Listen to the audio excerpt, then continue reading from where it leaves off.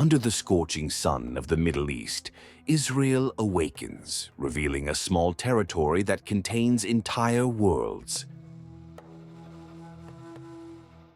In the golden sands of the Negev desert, where the silence is so absolute that time seems to have stopped, wind-sculpted dunes stretch to the infinite horizon.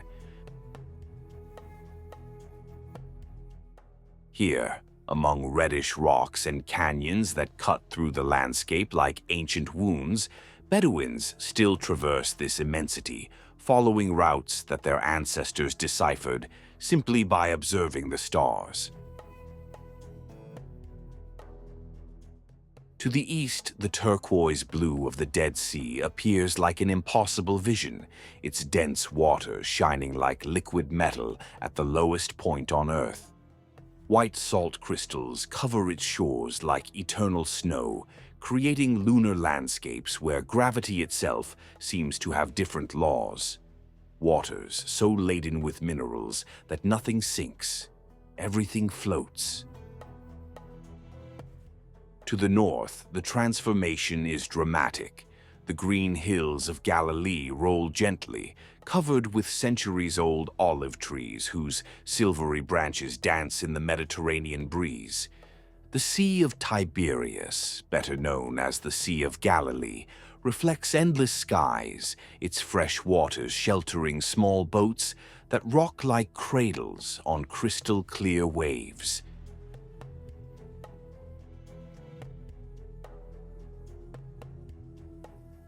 In the heart of this land, Jerusalem emerges from the mountains like a city carved from pure gold.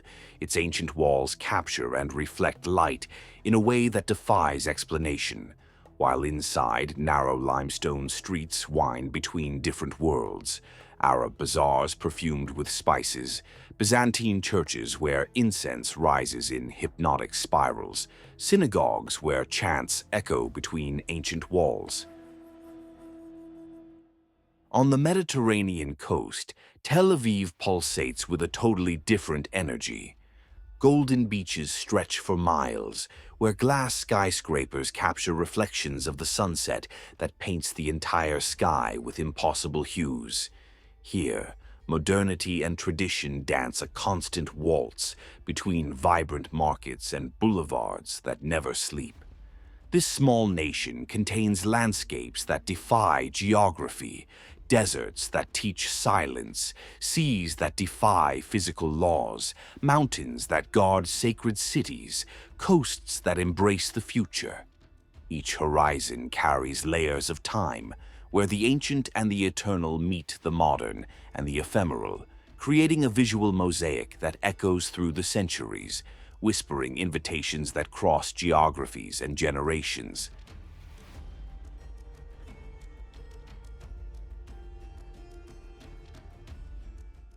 At the crossroads of three continents, a small territory holds within itself the diversity of entire worlds.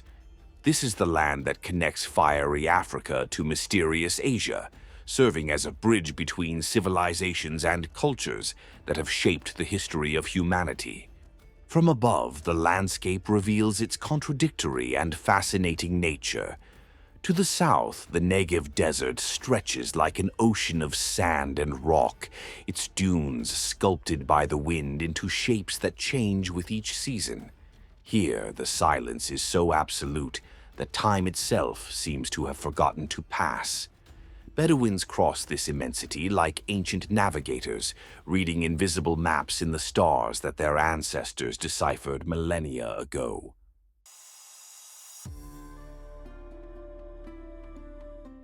The Jordan Valley winds like a green scar through the arid landscape, carrying life in its waters that spring from the mountains in the north and flow into the lowest point on Earth. This modest river, which a child could cross on foot, carries on its banks memories of sacred baptisms and crossings that change the course of history.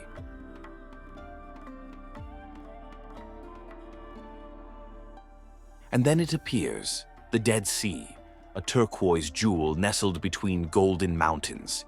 Its waters do not support life as we know it, but they hold properties that have attracted pilgrims seeking healing for thousands of years. The water is so dense, so rich in minerals, that it is impossible to sink. We float as if in a dream, suspended between heaven and earth, experiencing a feeling of lightness that seems to connect us to something greater than ourselves. Further north, the Mediterranean kisses golden beaches where ancient civilizations built ports that welcomed ships from all corners of the known world. The waves carry salt and memories, whispering stories of Phoenician merchants, Roman ships, medieval crusaders who sighted these shores with tears of relief and hope.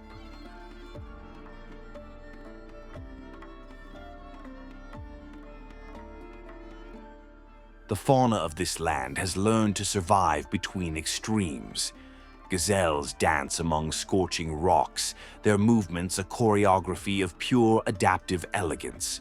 Nubian ibex climb impossible cliffs with the grace of acrobats, their hooves finding support where the human eye sees only smooth rock. In the sky, vultures glide on thermal currents, silent guardians of the desert who have witnessed the passage of caravans and armies.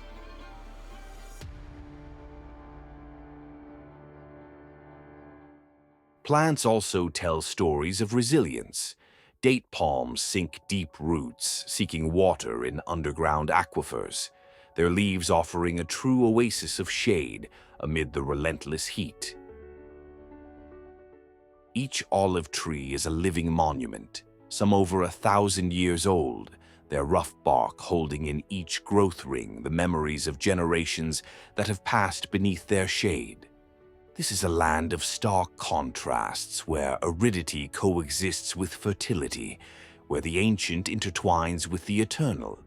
Each element of the landscape seems to have been carefully positioned by a greater force, creating a perfect mosaic where each piece contributes to a harmony that transcends human understanding.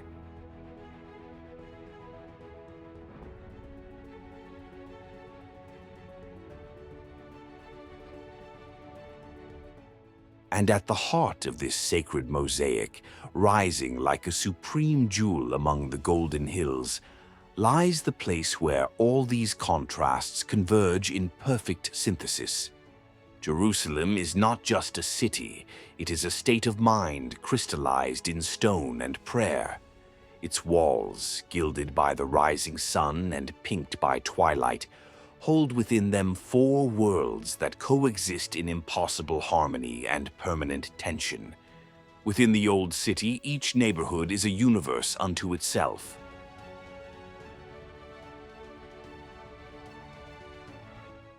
In the Jewish quarter, the aroma of challah bread mingles with the sound of Torah students debating ancient texts in shaded courtyards. Men in hats and long beards hurry toward prayer, their footsteps echoing on stone streets polished by millions of footsteps over the centuries. Meanwhile, the Christian quarter pulsates with the fervor of pilgrims who have traveled across continents to touch the stones where they believe Christ walked. In the Church of the Holy Sepulchre, candles flicker, casting dancing shadows on walls that have witnessed 2,000 years of tears, prayers, and whispered miracles. The air is thick with incense and hope, charged with a faith so palpable that even skeptics find themselves whispering forgotten prayers.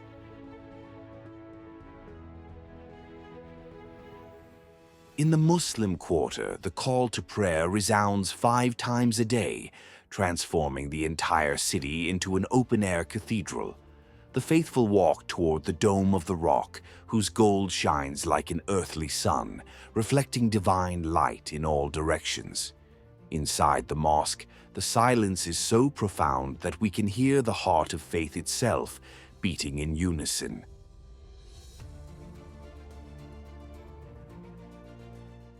The small Armenian quarter holds memories of a millennial diaspora, its stone houses sheltering families who keep alive traditions that have survived empires and catastrophes. Here, each family is the guardian of stories that connect Jerusalem to distant mountains and to a culture that refused to disappear. The Western Wall stands like a wall between the past and the present, its gigantic stones polished by millions of reverent touches. Between its cracks, small pieces of paper hold humanity's most intimate desires, pleas written in dozens of languages, dreams deposited in the hope that these ancient stones will carry their words to infinity. Here, Orthodox Jews in hats and curls sway in hypnotic prayer. Young men celebrate their bar mitzvahs amid tears of emotion, and women whisper prayers for distant children. Each person who approaches the wall carries with them a story, a burden, a hope that they reverently deposit on the stones that have witnessed the rise and fall of empires. The Via Dolorosa winds through the old city like a river of faith, its 14 stations marking the path that millions of pilgrims walk, carrying their own invisible crosses. With each step, the weight of history becomes more tangible, the air thicker with meaning. In the narrow streets, Arab vendors offer spices that perfume the air with aromas of cinnamon, cumin, and cardamom. Their voices blend into a commercial symphony that has echoed for millennia, connecting this city to trade routes that linked east and west. Jerusalem is where the impossible becomes everyday life, where Jews, Christians, and Muslims share the same streets, breathe the same air laden with history, and find in the sacred a common ground that transcends earthly differences. Here, every stone is a page in an infinite book, every corner a door to another century, every prayer a bridge between the human and the divine.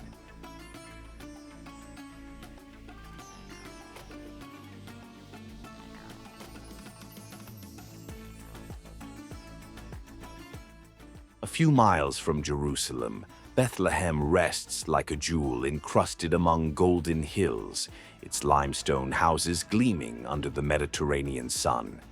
This small town holds within it the weight of a history that changed the world, where the extraordinary chose the ordinary to manifest itself. The Basilica of the Nativity stands as a fortress of faith, its Byzantine walls guarding the place where Christian tradition locates the birth of Jesus. The entrance is deliberately low, a door of humility that forces every visitor, king or beggar, to bow when entering.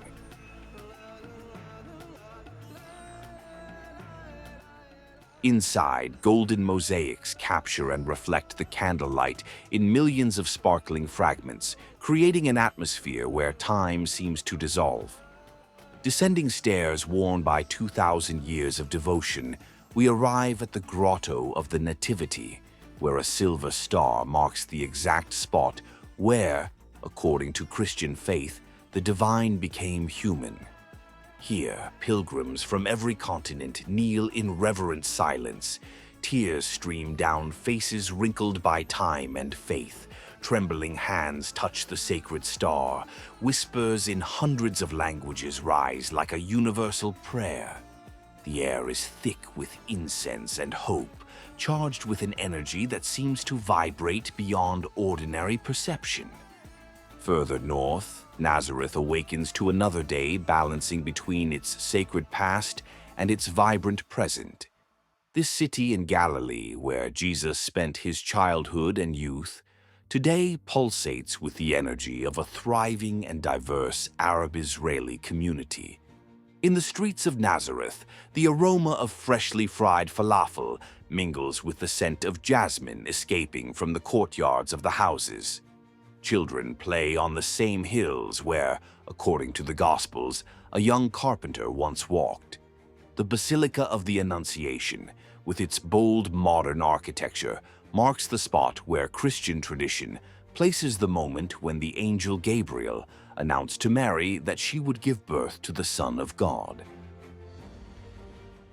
During major Christian holidays, Christmas, Easter, and Epiphany, These cities are transformed into rivers of human devotion.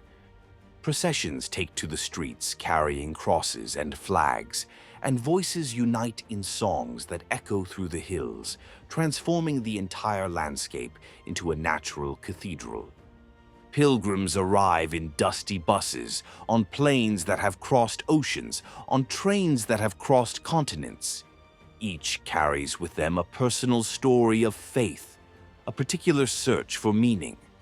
An Italian grandmother who saved for decades to make this trip.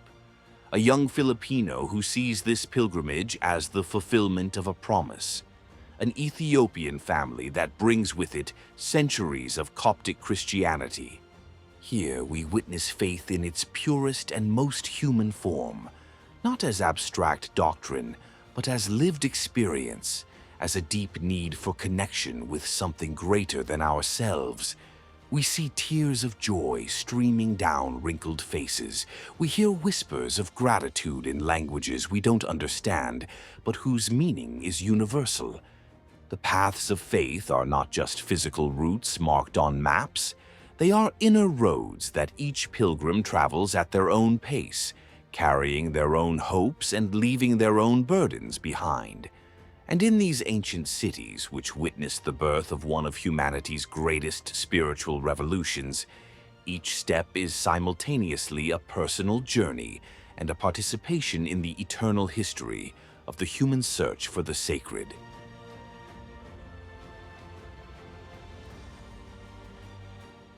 Less than an hour from Jerusalem, another reality pulsates with a completely different energy. Tel Aviv rises from the Mediterranean coast like a modern mirage, its glass and concrete towers reflecting not ancient echoes, but the vibrant light of the present and the promises of the future. This century-old city, young by regional standards, was born on sand dunes with the audacious dream of creating something entirely new.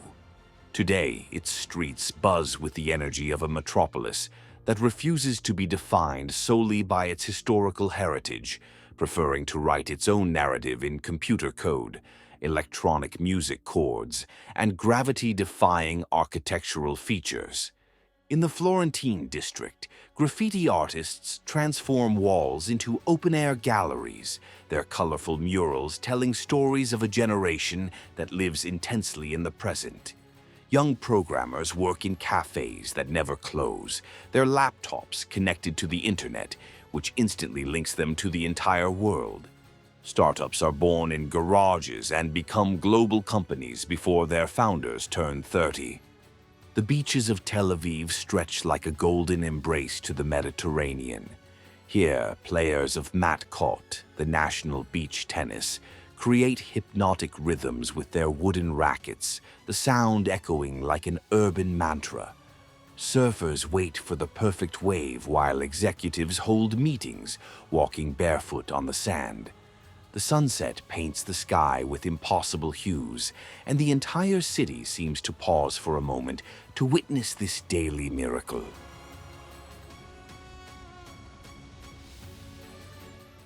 When night falls, Tel Aviv reveals its most seductive side. Restaurants open their doors, releasing aromas of cuisine that blends Mediterranean traditions with contemporary innovations.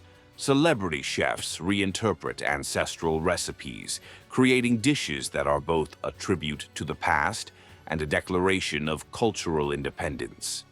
In nightclubs, DJs mix electronic beats with Eastern melodies, creating a unique soundtrack that makes bodies move in rituals of celebration that are as old as humanity itself, even when expressed through the most modern technology. Music pulses through the streets until dawn, when the city gradually returns to the daytime rhythm of business and innovation. The Carmel market awakens with the sun, its stalls bursting with colors and aromas that connect Tel Aviv to Mediterranean trade routes. Vendors shout offers in Hebrew, Arabic, Russian, and English, their voices blending into a capitalist symphony that celebrates human diversity through commerce. But Tel Aviv does not exist in isolation from its heritage. A few meters from the ultra-modern skyscrapers, we find Jaffa, one of the oldest port cities in the world. Here, art galleries occupy restored Ottoman buildings, local artists exhibit works that dialogue with the millennial history of the place, and restaurants serve dishes that carry recipes passed down from generation to generation. This juxtaposition is no accident. It is the essence of the contemporary Israeli experience. A young nation built on ancient land, a hyper-modern society that carries with it the historical baggage of millennia. In Tel Aviv, this productive tension manifests itself on every corner, in every conversation, in every architectural choice that decides to engage with the past or deliberately ignore it.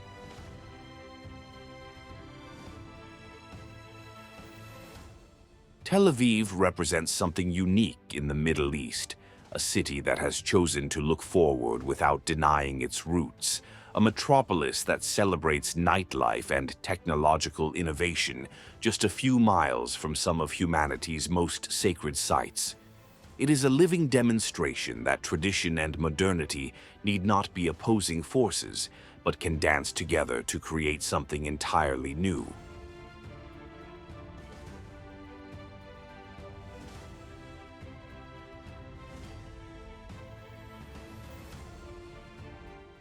In the heart of the Holy Land, where civilization meets its limits, lies a world that seems to have been forgotten by time. The Negev and Judean deserts cover more than half of this sacred territory, creating landscapes of such absolute beauty and profound silence that the soul itself seems to expand to fill the vastness. Here, silence is not just the absence of sound, it is an almost palpable presence, an invitation to contemplation that our ancestors understood instinctively. Prophets and mystics sought out these arid landscapes precisely for their ability to clear the mind of distractions, leaving room only for the subtlest whispers of the spirit. The desert reveals its beauty slowly to those patient enough to observe. At dawn, the first light transforms rocks into emeralds and rubies, creating a spectacle of colors that rivals any cathedral stained glass window. The Ein Evdat Canyon cuts through the landscape like a sacred wound, its stratified walls telling the geological history of millions of years in layers of stone that can be touched and deciphered.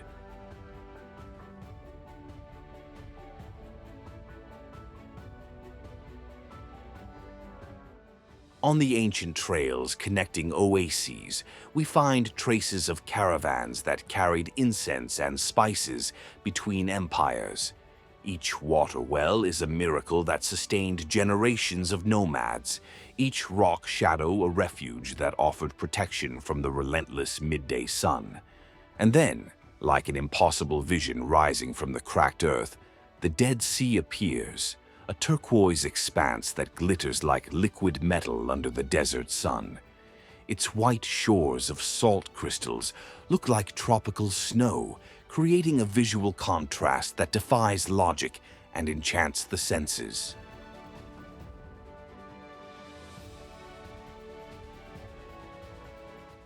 The experience of entering the Dead Sea transcends description. The water is so dense, so rich in minerals, that our bodies float effortlessly, as if the laws of physics have been suspended in this specific place. It is impossible to sink, a perfect metaphor for the feeling of being suspended between worlds, between the physical and the spiritual. Sitting in the water, reading a newspaper that remains dry thanks to the saline density, the absurdity of the situation provokes laughter that echoes through the surrounding mountains. But soon the laughter gives way to deeper contemplation. Here, at the lowest point on Earth, 430 meters below sea level, we find ourselves paradoxically elevated, suspended in an element that seems closer to ether than to ordinary water. The shores of the Dead Sea are dotted with spas and resorts that attract visitors seeking healing that modern medicine cannot yet fully explain. The black mud, rich in minerals accumulated over millennia, is applied like an earthly blessing. People emerge from this experience not only with renewed skin, but with a sense of having participated in an ancient ritual of purification. In the mountains surrounding the Dead Sea, Bedouin communities maintain traditions of hospitality that date back to biblical times. In their black tents, visitors are welcomed with sweet tea and stories told under constellations that guided their ancestors through landscapes with no visible landmarks. At night, the desert reveals its most mystical face. Without light pollution, the sky transforms into a cosmic cathedral where each star shines with primordial intensity. The Milky Way stretches like a river of light, connecting the Earth to infinity in a way that our ancestors understood intuitively. In the absolute silence of the desert night, we can hear our own heart beating, our breath creating small clouds of vapor that quickly dissolve in the dry air. This is the silence that prophets sought in order to hear divine voices, which contemplatives of all traditions recognize as the space where revelation becomes possible. The desert is not empty, it is fullness in its most concentrated form. Every rock, every thorny plant that manages to survive in these extreme conditions, every animal that has learned to extract moisture from the thin air, represents a lesson in resilience and adaptation. Here, life is not abundant, but it is intensely precious. Every drop of water a treasure, every shadow a gift.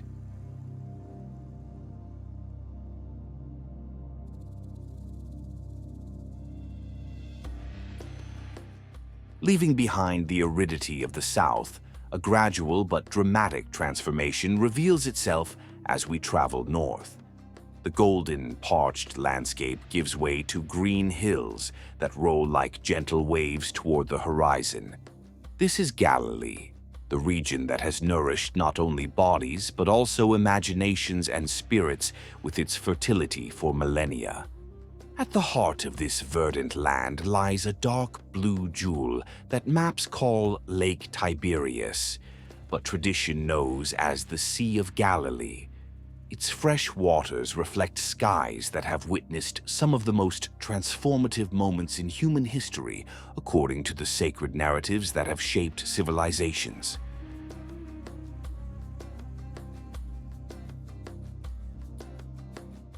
The shores of the lake awaken to a natural symphony.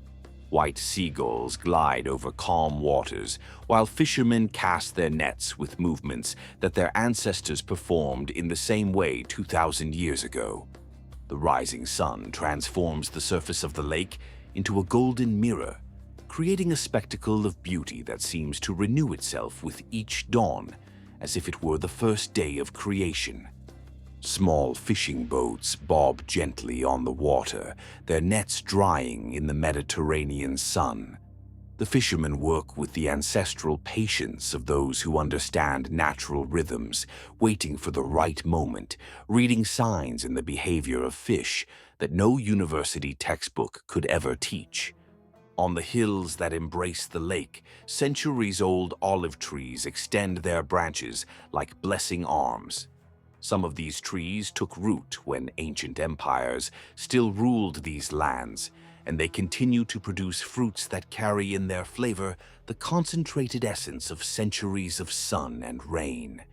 The small villages that dot the shores of the Sea of Galilee preserve a pace of life that seems oblivious to the rush of the modern world.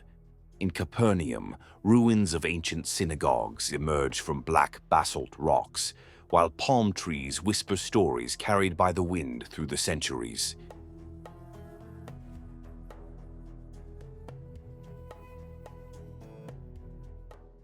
The fertility of this region is no geographical accident.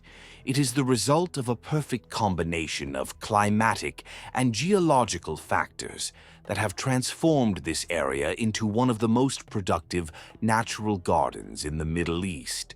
Here, agriculture is not just an economic activity, but an ancestral art passed down from generation to generation through knowledge that no formal school could teach.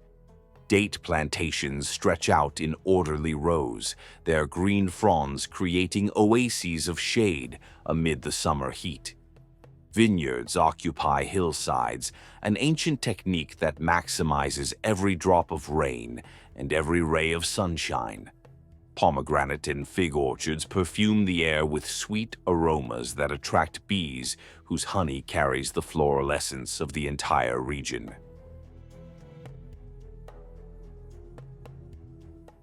Galilean cuisine reflects this natural abundance. In local markets, ripe tomatoes burst with flavor, concentrated by the intense sun.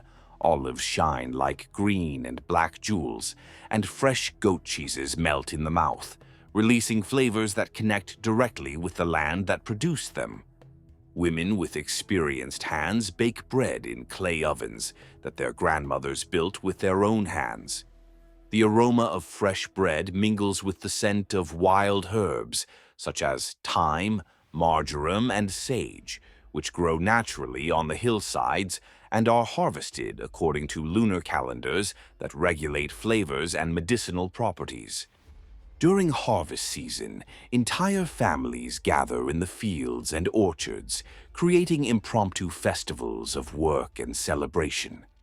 Children run between rows of trees while adults harvest fruits that will be transformed into preserves, oils, and wines that will sustain the family throughout the year.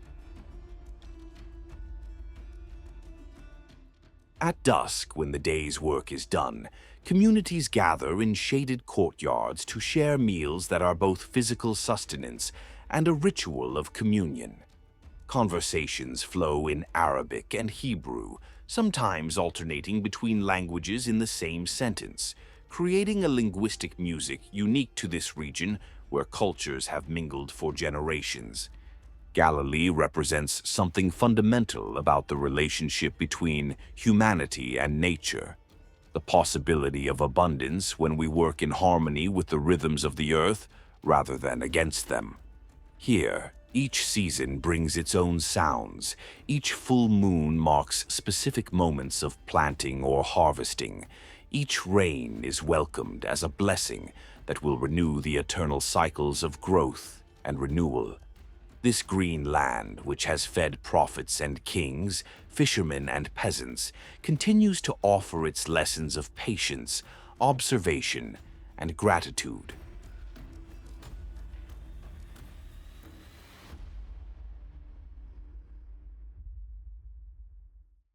Between the green hills of Galilee and the vibrant markets of the cities, there is a reality that cannot be ignored by any honest visitor to this land. These are the visible and invisible scars of a century that transformed sacred geography into disputed territory, divided families and communities, and created borders where once there were only shepherds' trails and caravan routes. The recent history of this land is not just a sequence of political events recorded in history books. It is a human drama that still unfolds in the streets, in the fields, in the memories of people who have lived through transformations that few places in the world have experienced so intensely and concentratedly. In 1917, when European powers were redrawing maps after the fall of the Ottoman Empire, few people could have predicted the consequences of decisions made in distant offices on the peoples who had inhabited this land for generations. The Balfour Declaration, a document of just a few lines, promised British support for the establishment of a Jewish national home in Palestine, without consulting the populations that had already lived here for centuries. During 3 decades of British rule, This land witnessed the parallel growth of two seemingly incompatible national dreams. On the one hand, Jewish immigrants arrived carrying millennial aspirations to rebuild an ancestral homeland on soil they considered sacred by historical right. On the other, Palestinian Arab communities that had inhabited these hills for generations watched with growing apprehension as changes fundamentally altered the cultural and demographic identity of their homeland. In the cities we visit today as tourists, these years were marked by hopes and fears that fed off each other. In Jerusalem, Jewish neighborhoods expanded rapidly, while Arab families who had lived in the same houses for generations began to question their future. In Haifa and Jaffa, ports that had been centers of multicultural trade became symbols of fragile coexistence between communities that were learning to see each other as rivals rather than neighbors. The year 1948 arrived like a hurricane that changed everything permanently. Israel's Declaration of Independence, read by David Ben-Gurion in Tel Aviv, was celebrated by Jews around the world as a national rebirth after millennia of exile. Simultaneously, it was experienced by Palestinians as a catastrophe that resulted in the displacement of hundreds of thousands of people who were forced to abandon their homes, farms, and cemeteries where their ancestors had been laid to rest for generations. The wars that followed were not just abstract geopolitical conflicts, but human tragedies that created refugees, orphans, and widows on both sides. Entire villages disappeared or had their populations dramatically altered. Families were separated by lines drawn in ceasefire agreements that became borders, dividing not only territory but personal histories that continue to be whispered about at family gatherings. Jerusalem, the city that was supposed to unite hearts in search of the sacred, was physically divided by walls and barbed wire. For 19 years, from 1948 to 1967, families living on opposite sides of the divided city could see each other through binoculars, but could not touch each other. The Western Wall became inaccessible to Jews, while Palestinians lost access to neighborhoods where they had lived for generations.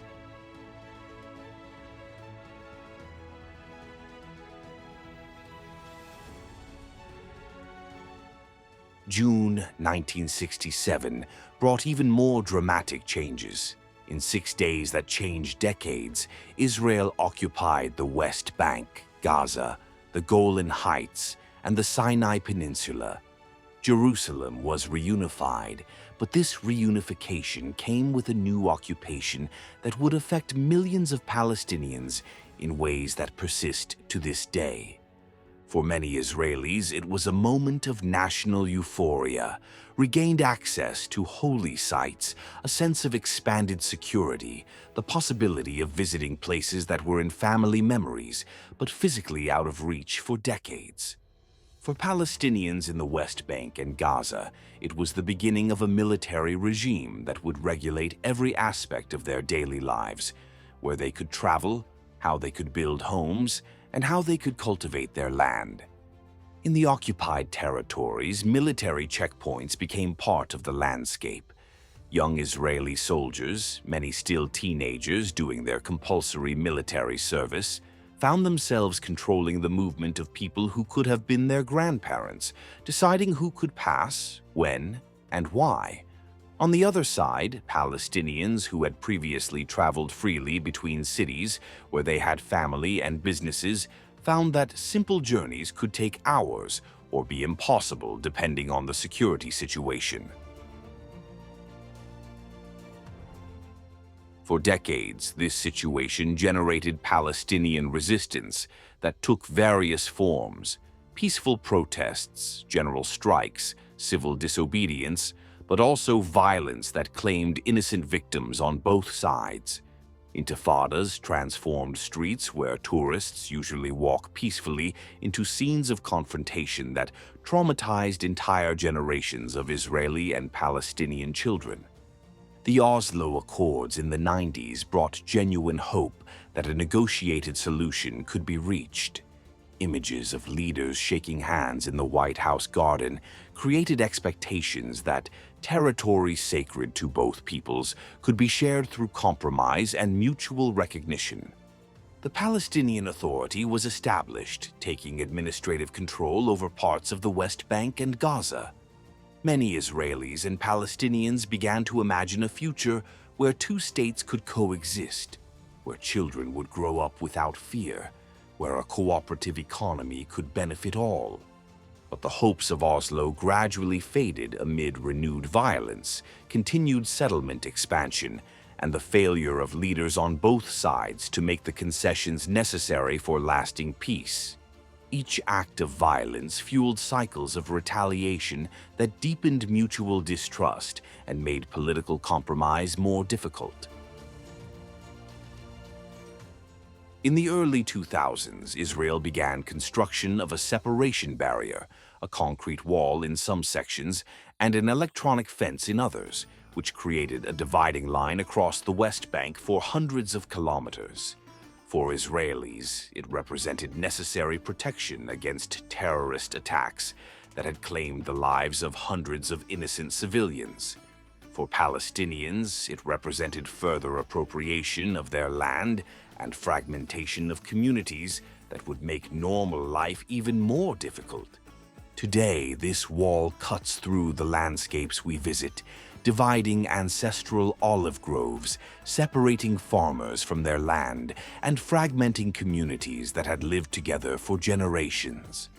Some sections pass within meters of Palestinian homes, creating enclaves where families literally live in the shadow of 8-meter-high concrete barriers. Gaza, depoliticized by Israel in 2005 but under blockade since 2007, has become a tragic laboratory for how isolation and extreme population densities can create desperate humanitarian situations. Before the latest clashes, 2 million people lived crammed into an area smaller than many cities, dependent on international aid for basic needs, with limited access to the outside world. Today, these divisions affect daily life in ways that casual visitors may not immediately notice. Palestinians from the West Bank need special permits to visit Jerusalem, the city that many consider their spiritual and cultural capital. Families are separated by borders that turn simple visits into complex bureaucratic expeditions. Israelis live with the reality that the conflict has not been resolved, that air raid sirens can sound at any moment, that military service is an obligation that interrupts every young person's life plans. Many grow up without ever having spoken personally with Palestinians beyond encounters at checkpoints or commercial situations. Yet even amid these divisions, human life finds ways to continue, to adapt, even to flourish. Cooperation organizations work quietly to build bridges across political divides. Doctors treat patients without regard to nationality. Teachers educate children, preparing them for a future they hope will be more peaceful than the present. This is the complex reality that coexists with the natural beauty and spiritual heritage of this land. It cannot be ignored by any honest understanding of what it means to visit this place today. The wounds are real, the divisions are tangible, the suffering on both sides is genuine. But also real are human resilience, the capacity to hold on to hope, and the ongoing search for paths that might lead to peaceful coexistence in a land sacred to both peoples. Beyond the headlines and political narratives, a vibrant and resilient human reality pulsates. In the markets of Hebron, Nablus, and Ramallah, Palestinian life unfolds in colors, flavors, and rhythms that resist time and circumstances, preserving traditions that are both anchors of identity and seeds of hope. The Nablus market awakens before dawn with a symphony of preparations. Merchants arrange their stalls with the precision of artists organizing their color palettes. Red peppers shine like rubies, purple eggplants gleam like silk, and mounds of green za'atar exude aromas that awaken all the senses. In the narrow streets of the old city, bakers light ovens that have been in use for generations, using the same recipe passed down from father to son. The aroma of fresh bread mingles with the scent of jasmine escaping from the courtyards of houses, creating an atmosphere that nourishes not only the body, but also the soul of a community that finds in the continuity of its traditions the strength to face uncertainties. Palestinian cuisine is a celebration of the generosity of the land and human creativity. In family kitchens, women with experienced hands transform simple ingredients into feasts that express age-old hospitality. Moussakhan, bread topped with chicken, caramelized onions, and sumac, is prepared on communal trays that bring entire families together around a single meal, celebrating not only the food, but the bonds that unite generations. Nablus nafe is a culinary work of art, fresh cheese covered with golden angel hair, bathed in rosewater-scented syrup. Each slice is served warm, melting in the mouth like a promise of sweetness amid life's complexities. Master confectioners guard family secrets about the exact temperature of the cheese, the perfect consistency of the dough, the ideal balance between sweet and savory. In the ancient olive groves that dot the hills of the West Bank, families gather during the harvest season in rituals that connect the present to the distant past. Children learn to distinguish ripe olives by touch, while grandparents tell stories of previous seasons, creating an oral chain of memories that preserves not only agricultural techniques, but fundamental values of patience, cooperation, and respect for the land. Palestinian olive oil carries in its flavor the concentrated essence of centuries of careful cultivation. Each drop reflects the work of generations who have perfected the art of extracting not only sustenance from the olive tree, but cultural identity. In local markets, vendors offer tastings that are true lessons in terroir, how soil, climate, and tradition combine to create unique and irreproducible flavors. In the squares of Ramallah, especially during festivals and celebrations, the Dabka dance transforms public spaces into stages for cultural expression. Dancers of all ages join together in circles that grow spontaneously, their feet beating ancestral rhythms on the ground, while voices rise in chants that carry collective memories. Dabke is not just entertainment, it is a ritual of communion, an affirmation of identity, a celebration of continuity. Each step tells a story, each stomp of the foot on the ground is a declaration of belonging. Young children imitate the movements of adults, absorbing through their bodies rhythms that words cannot convey. Local musicians preserve repertoires that blend classical Arabic influences with contemporary innovations. In traditional cafes, the sound of lively conversation mingles with the clatter of backgammon pieces on wooden boards, as men debate poetry and politics in discussions that meander between memories of the past and hopes for the future, between personal dreams and collective aspirations. In artisan workshops in Hebron, master glass blowers blow objects using techniques passed down for generations. Fire transforms sand into art, creating unique pieces that reflect not only technical skill, but also an aesthetic vision shaped by centuries of tradition. Each vase, each bowl, each decorative object carries in its curves the muscle memory of artisans who have dedicated their entire lives to perfecting their craft. Palestinian hospitality transcends political or economic circumstances. In modest homes, visitors are welcomed with feasts that families prepare even when resources are limited. Arabic coffee is served with precise rituals, 3 small cups symbolizing welcome, friendship, and farewell. Refusing the first offer is part of the social dance. Accepting it shows respect for the host's traditions.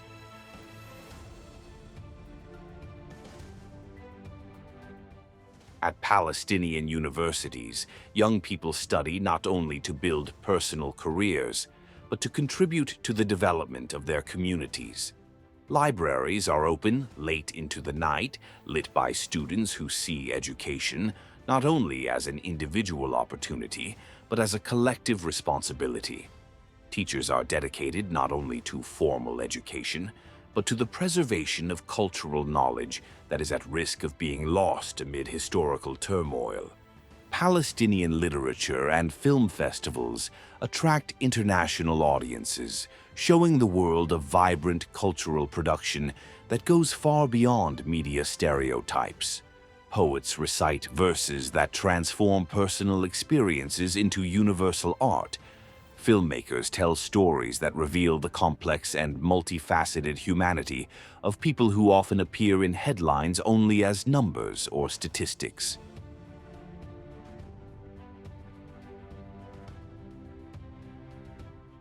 In traditional embroidery known as tatreez, Palestinian women preserve not only the beauty of ancestral techniques, but also deep cultural codes that tell the story of their people. Each pattern tells a story, each color has a specific meaning, each stitch represents a connection to ancestors who developed these designs over generations. Young people learn these embroidery techniques not only as a hobby, but as a way to keep alive a cultural identity that finds its most intimate expression in manual art. Living Palestine is not a political abstraction, but a pulsating human reality. Families celebrating births and weddings, merchants opening their shops every morning, teachers educating children, artists creating beauty, grandparents telling stories. It is a complete and complex society that finds in the preservation of its traditions the strength necessary to continue weaving the future, thread by thread, day after day, generation after generation. When the Friday sun begins its descent toward the Mediterranean horizon, an almost mystical transformation takes hold of Jerusalem. The frenetic pace of the modern city gradually slows to a near standstill, as if an invisible hand were turning down the volume of the world. In the streets of the Jewish quarter, men hurry toward the synagogues, their talitot folded under their arms, while women light candles that will mark the beginning of Shabbat. This is just one of the sacred symphonies that repeat cyclically in this land, where 3 religious calendars intertwine to create a temporal tapestry of celebrations, fasts, prayers, and spiritual renewals that mark not only days and seasons, but the very rhythm of community life.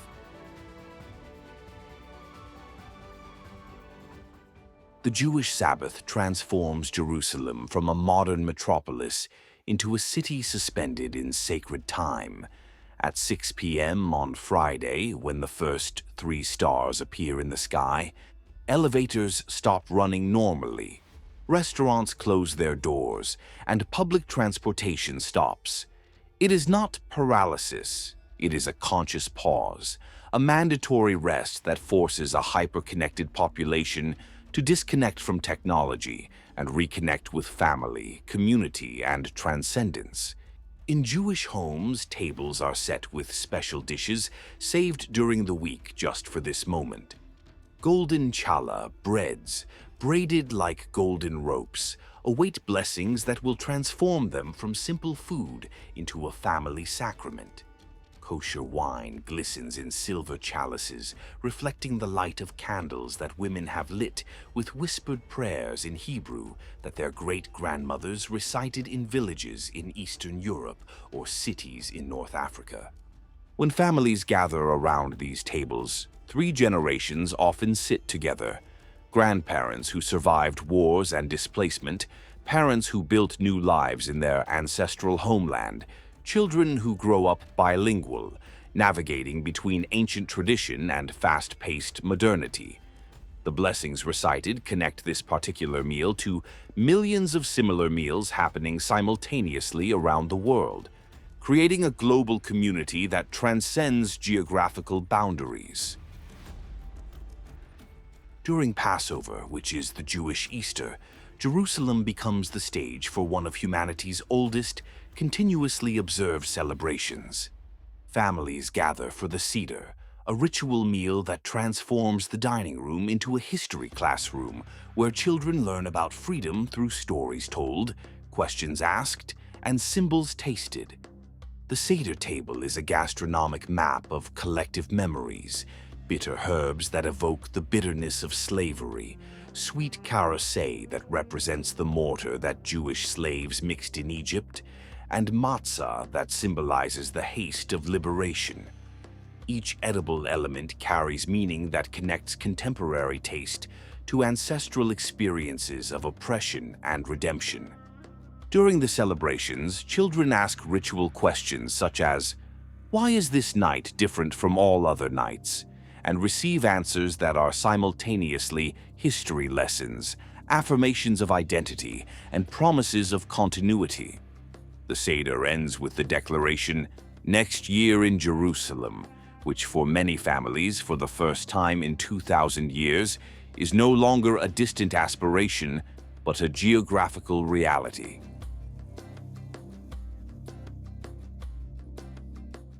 When the month of Ramadan arrives in Palestinian communities, a collective discipline transforms the rhythm of entire cities. Before dawn, when the first ray of light has not yet appeared on the eastern horizon, families wake up for suhoor, the last meal before the daily fast that will last until sunset. In Nablus, Hebron, and the Arab neighborhoods of Jerusalem, the call to prayer that awakens the city before sunrise takes on special intensity during this holy month. It is not just an invitation to prayer, it is a reminder that the entire community has embarked together on a spiritual journey of self-discipline, empathy for the less fortunate, and inner purification. During the long hours of fasting, when not even water can touch the lips of the faithful, a silent solidarity unites entire communities. Merchants work with redoubled patience, knowing that customers are also fasting. Drivers drive more slowly, with increased tolerance for minor traffic inconveniences. It is as if shared hardship creates collective kindness. At sunset, when cannons fire in Palestinian cities, announcing the end of the daily fast, explosions of joy and gratitude echo through entire neighborhoods. Families gather to enjoy iftar, a feast that traditionally begins with dates and water, the same foods that the Prophet Muhammad consumed to break his fasts.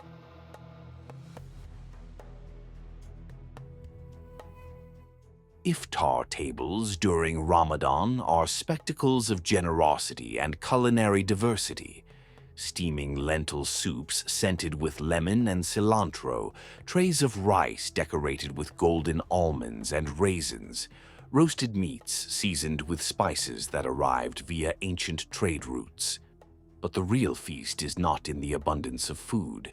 It is in the shared gratitude, the collective humility, the spiritual renewal that fasting has provided. At the end of Ramadan, during the Eid al-Fitr festival, Palestinian communities indulge in jubilant celebrations that last for 3 days. Mosques overflow with worshippers dressed in their finest clothes, children receive gifts and money from relatives, and families visit cemeteries to honor their ancestors. In public squares, dabke groups form circles that grow spontaneously, incorporating passers-by who are carried away by the music and the collective joy of a community that has completed a challenging spiritual journey together. During Christian Christmas, Bethlehem becomes the spiritual center of the Christian world. pilgrims arrive from all continents, filling modest hotels and sleeping in hostels that improvise accommodations for crowds who come to witness Christmas celebrations in the city where they believe Christ was born. Midnight Mass at the Basilica of the Nativity is an experience that transcends Christian denominations. Roman Catholics, Greek Orthodox, Armenians, Copts, Protestants all gather in the same sacred space, their theological differences temporarily suspended by the magnitude of the moment they celebrate together. When multilingual choirs sing Silent Night in Arabic, English, Spanish, and dozens of other languages, the basilica becomes a reverse Tower of Babel, not linguistic division, but universal harmony that demonstrates how sacred music can unite what politics divides. In the streets of Bethlehem during Christmas, vendors sell olive wood crosses carved by local artisans whose families have preserved carpentry techniques for generations. Each piece carries in its wood the essence of trees that grew on the same soil that, according to tradition, nourished the tree from which the original cross was made. Christian Easter in Jerusalem creates pilgrimages that transform the entire Old City into a processional cathedral. On Good Friday, thousands of Christians follow the Via Dolorosa, carrying crosses of all sizes, some small and symbolic, others large and heavy enough to require genuine physical effort that connects pilgrims with the suffering their master went through. The procession moves slowly through narrow streets, stopping at each station where groups of different nationalities recite prayers in their native languages. Filipino women weep genuine tears as they pass the spot where they believe Jesus fell for the first time. Ethiopian men sing hymns in Amharic that echo off limestone walls. Entire Latin American families participate, from cane-wielding grandparents to babies in the arms of young mothers. On Easter Sunday, when the bells of all the Christian churches in Jerusalem ring out, simultaneously announcing the resurrection, the entire city seems to vibrate with joy that transcends buildings and penetrates hearts. In churches, congregations burst into multilingual hallelujahs, strangers united by the same faith exchange hugs, and children wear new clothes, symbolizing the spiritual renewal that Easter represents.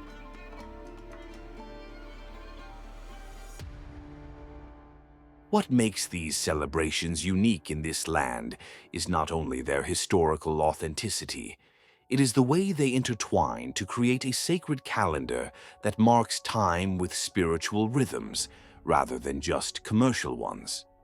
When Jews celebrate Shabbat, Muslims observe their 5 daily prayers, and Christians gather for Sunday services, the entire city pulsates with multiple sacred synchronies. These celebrations reveal something fundamental about the communal nature of faith in this region. Religion is not a private matter practiced individually. It is a collective experience that unites generations, creates solidarity that transcends social differences, and establishes temporal rhythms that resist the acceleration of the modern world. Each tradition offers the entire city, not just its own faithful moments of sacred pause, invitations to reflection, opportunities to witness how faith can create beauty, community, and meaning in a world often marked by fragmentation and haste. The modern Hebrew language represents a miracle of linguistic resurrection, a language that remained dead for nearly 2,000 years, preserved only in sacred texts and prayers, has been revived and modernized in less than a century.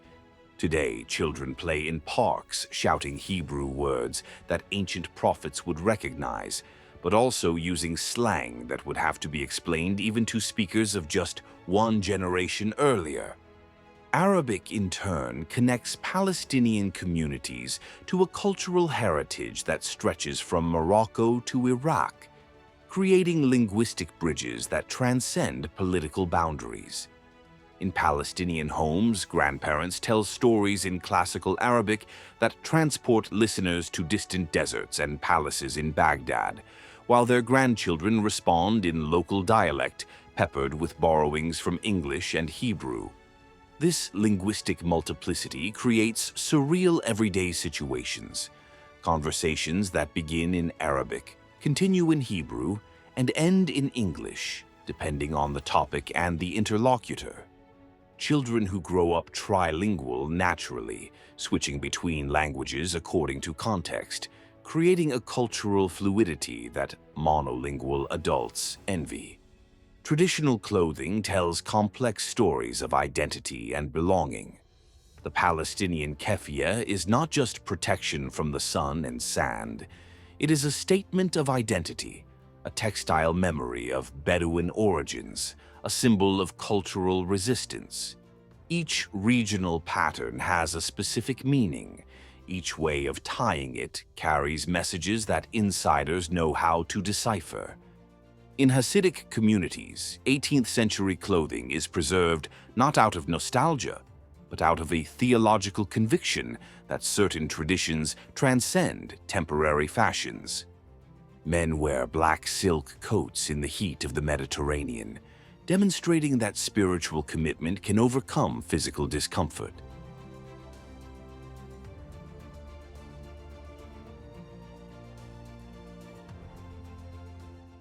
Arab and Jewish hospitality, though expressed differently, share fundamental values of generosity and respect for the visitor.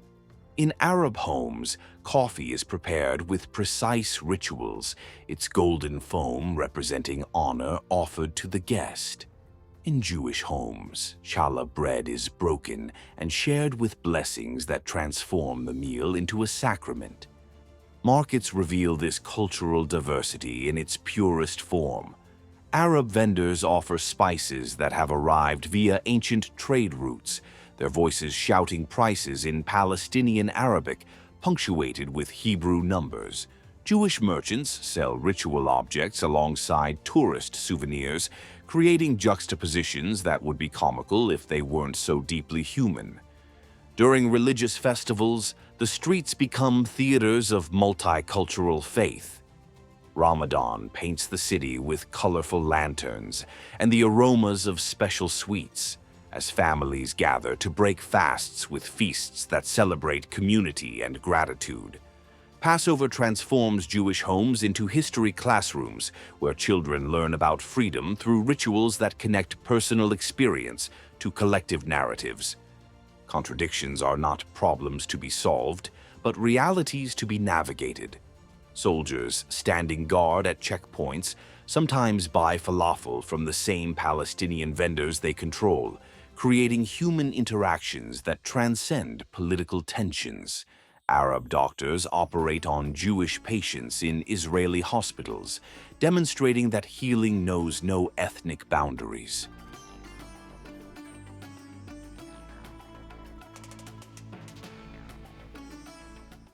There are moments, usually at dusk, when time seems suspended over this ancient land.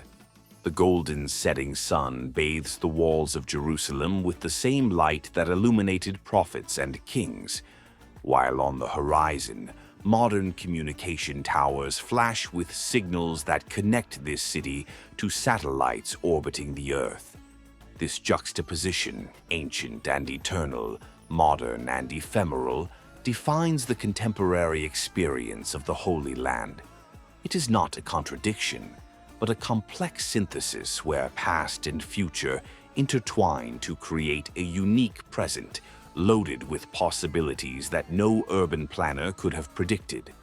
In the archaeological excavations that dot the region, university students dig through layers of civilizations using millimeter-precise GPS and drones equipped with high-resolution cameras.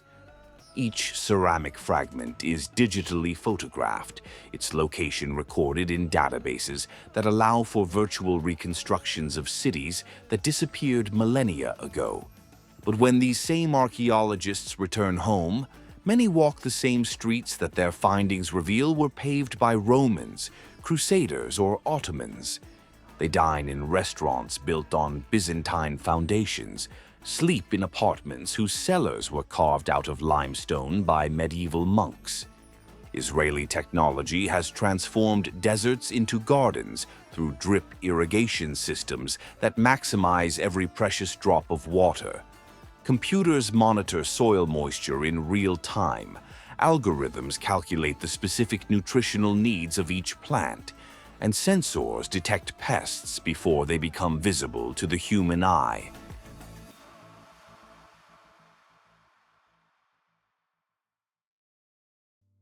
Paradoxically, these ultra-modern agricultural innovations often rediscover ancient wisdom that traditional Palestinian and Jewish farmers have intuitively applied for generations. Crop rotation, plant consortiums, and calendars based on lunar cycles, practices that contemporary science validates through research costing millions of dollars.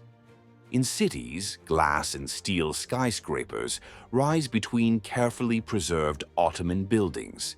Contemporary architects study natural ventilation techniques developed by medieval Arab builders, incorporating into modern designs climate solutions that have worked for centuries without consuming electricity. Cafes serve Italian espresso in ceramic cups, produced by artisans who learned techniques from their grandparents, who in turn inherited knowledge from Ottoman masters. The result is a sensory experience that connects contemporary taste to aesthetic traditions that have spanned empires and revolutions. Tourism in this region is not just an economic industry, but a fascinating anthropological phenomenon. Christian pilgrims arrive in air-conditioned buses equipped with GPS systems, but walk the last few hundred meters to sacred sites in the same way as their medieval predecessors, barefoot, in silence, and many carrying wooden crosses. Orthodox Jews use smartphone apps to calculate precise prayer times based on astronomical positions, but recite the same words their ancestors whispered in synagogues in Baghdad, Prague, and Casablanca. Technology serves tradition rather than replacing it.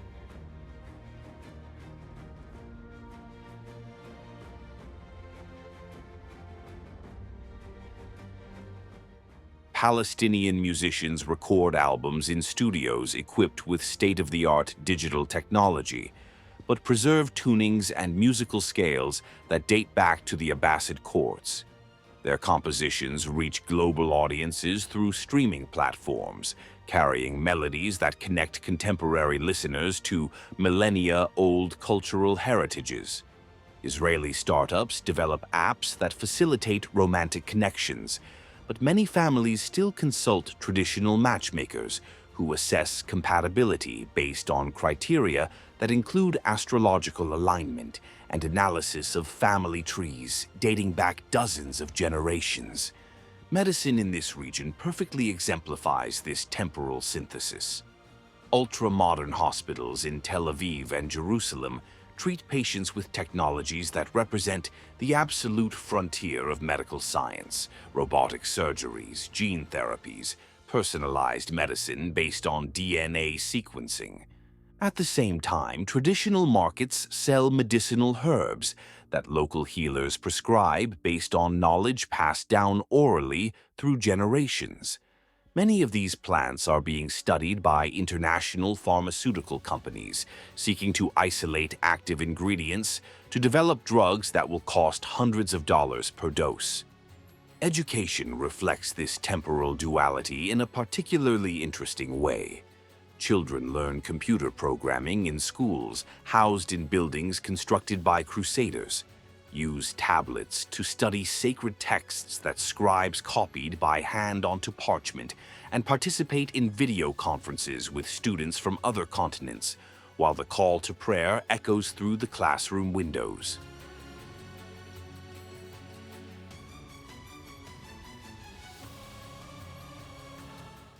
This synthesis between past and future does not happen without tensions. Conservative religious communities sometimes resist changes they perceive as threats to sacred traditions. Young people educated at secular universities sometimes reject practices they consider obsolete. These tensions are not problems to be solved, but creative dynamics that generate unique cultural innovations. The result is a society that does not fit into simple categories of traditional or modern, but creates original ways of being both ancient and contemporary. Here, innovation does not mean breaking with the past, but creatively reinterpreting inherited traditions. Tradition does not mean stagnation, but intelligently adapting time-tested wisdom to the realities of the present. For visitors, this experience can be initially disorienting. How can one understand a reality where smartphones are used to consult Jewish lunar calendars, where artificial intelligence algorithms optimize Christian pilgrimage routes, where Arab digital influencers promote recipes that their great-grandmothers prepared on wood-burning stoves? The answer lies in abandoning expectations of linear coherence and embracing the richness of a cultural experience that transcends Western categories of sequential time. Here, past and future are not points on a line, but dimensions that coexist in the same space, creating a present of density and complexity unique on the planet.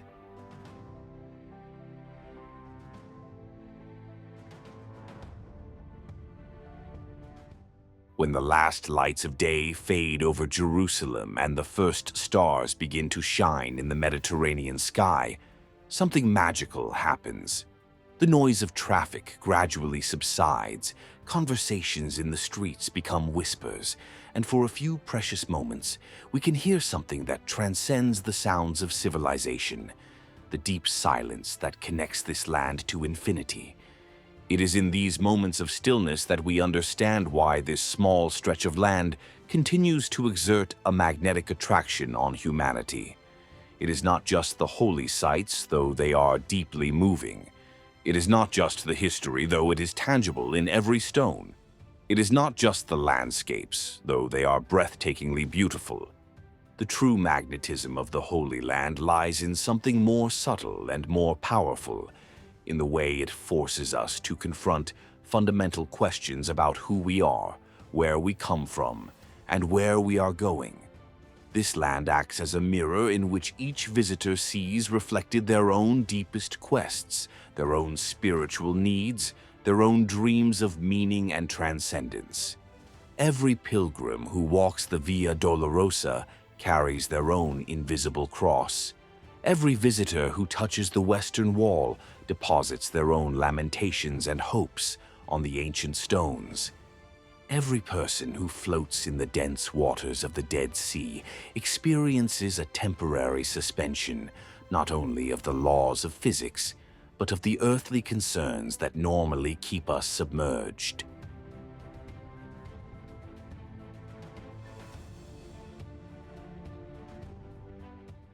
The stones of Jerusalem hold secrets that go beyond archaeology. They have absorbed tears of devotion, echoes of prayers, whispers of hope from millions of people over millennia. Every wall, every staircase, every arch carries in its molecular structure the vibrations of a humanity in constant search of connection with something greater than itself. In kitchens where ancient recipes are prepared with ingredients that grew in the same soil that fed prophets and kings, we experience a continuity that connects our contemporary palate to flavors that have crossed civilizations. Every meal shared in these lands is simultaneously physical sustenance and spiritual communion. Deserts teach patience. Mountains teach perspective. The sea teaches fluidity. Centuries-old olive trees teach resilience. Together, these natural elements create an open-air university where the most important lessons are not found in books, but absorbed through the direct experience of being present in a place where the sacred permeates everyday life. Perhaps the greatest mystery of this land is not what happened here in the past, but what continues to happen in the present. Every day, new stories of faith unfold. New friendships are formed across cultural lines that political maps insist on keeping separate. New archaeological discoveries reveal previously unknown layers of ancient civilizations.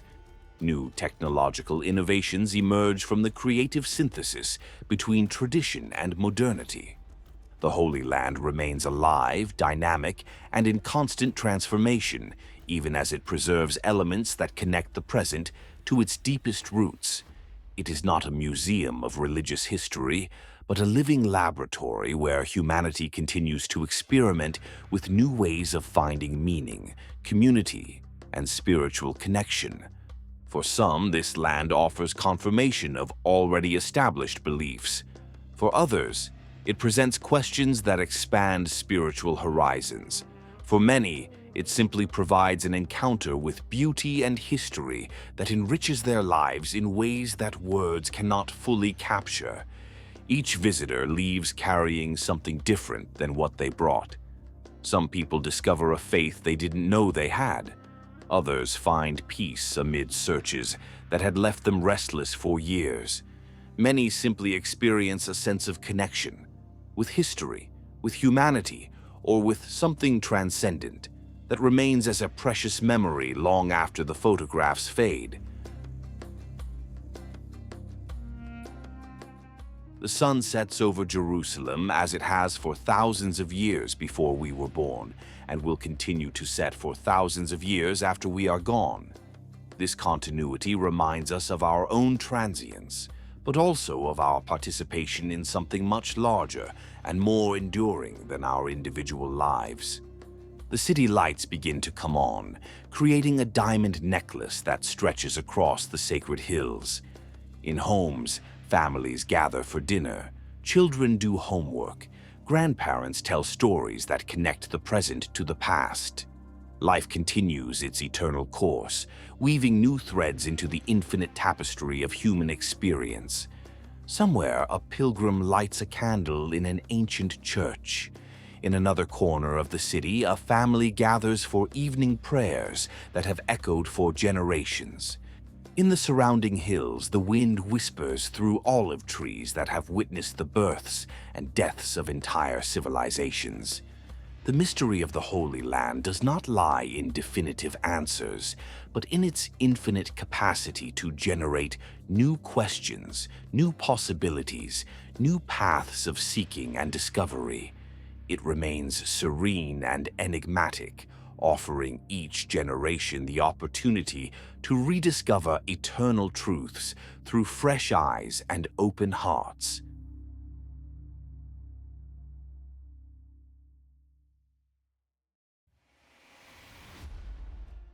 And so, as the stars emerge in the night sky above this land that connects heaven and earth, past and future, human and divine, the mystery remains, not as a problem to be solved, but as a permanent invitation to a journey that each person must take for themselves, carrying their own questions and discovering their own answers in the eloquent silence of the eternal stones and the infinite whisper of the wind that carries prayers through the centuries.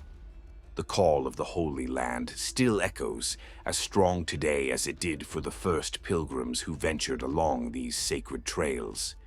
For those who have ears to hear, the invitation remains open.